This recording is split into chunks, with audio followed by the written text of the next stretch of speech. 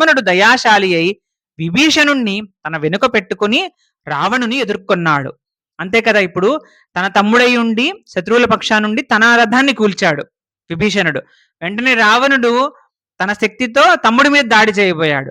కానీ తమ్ముడికి శరణాగతి ఇచ్చారు కదా, రావణుడి తమ్ముడైన విభీషణుడు ధర్మాన్ని పాటించాడు కాబట్టి, మైత్రి ధర్మం పాటించి శరణాగతి ఇచ్చినప్పుడు రాముడి తరపున తన అన్నగారు ఇచ్చినటువంటి ఆ శరణాగతి నిలబెట్టడానికి లక్ష్మణుడు రావణుడికి విభీషణుడికి మధ్యలో నిల్చున్నాడు యుద్ధంలో.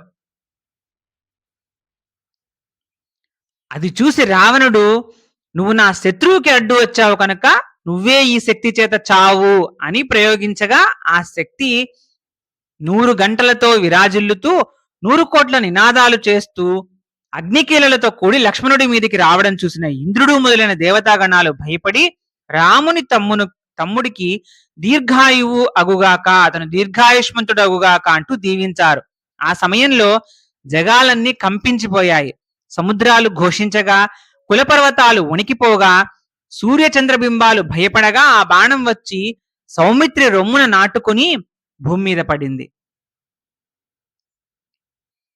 అప్పుడు రావణుడు ప్రయోగించే బాణాలు లెక్క చేయక రాముడు లక్ష్మణుడి శరీరానికి నాటుకుని భూమిలోకి చొచ్చుకుపోయిన శక్తి అనే ఆయుధాన్ని వానరులు తీయలేకపోగా తాను అవలీలగా తీసి దూరంగా పడవేసి వీరులైన వానరులను లక్ష్మణుడికి కాపలాగా పెట్టి, నేనే గనక రాముడినైతే, దశరథ పుత్రుణ్ణి అయితే యుద్ధరంగంలో నాతో యుద్ధానికి సిద్ధమైన రావణుణ్ణి ఇంద్రాది దేవతలకు తెలిసి వచ్చేలా చంపేస్తాను, లేదా అతని చేతిలో నేను చస్తాను, అంతేగాని ఊరికే తిరిగి వెళ్ళను అంటున్నాడు రాముడు సాక్షాత్తు శ్రీమన్నారాయణుడే భూమి మీద అవతరించాడు.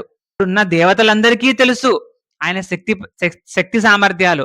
కానీ ఆయన కూడా సాధారణ మానవ ధర్మాన్ని అనుసరించి, నేను యుద్ధానికి వచ్చాను, నా తమ్ముణ్ణి గాయపరిచాడు, నా భార్యను దొంగిలించాడు రావణుడు, నేను అతని తమ్ముడికి నేను శరణాగతి ఇచ్చాను, వీటన్నిటికీ సమాధానంగా రావణుని నేను ఎదుర్కొంటాను యుద్ధంలో, నేను వెనక్కి తిరిగి వెళ్ళను, అయితే రావణుని చంపేస్తాను, లేదంటే రావణుడి చేతిలో చనిపోతాను. ఇది వీరధర్మము, క్షత్రియ ధర్మం కింద రాముడి మాటలు అన్నట్టుగా మనం భావించాలి.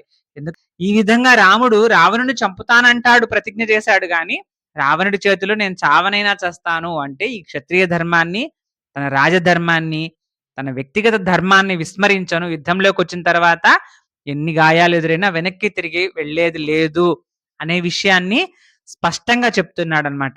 ఆ విధంగా మొల్ల మనకు తన రామాయణంలో రాముడన్న మాటల్ని వర్ణించింది. మొల్ల రామాయణంలోని మరిన్ని విశేషాలను మరికొన్ని వీడియోల్లో తెలుసుకుందాము. శ్రీరామజయం.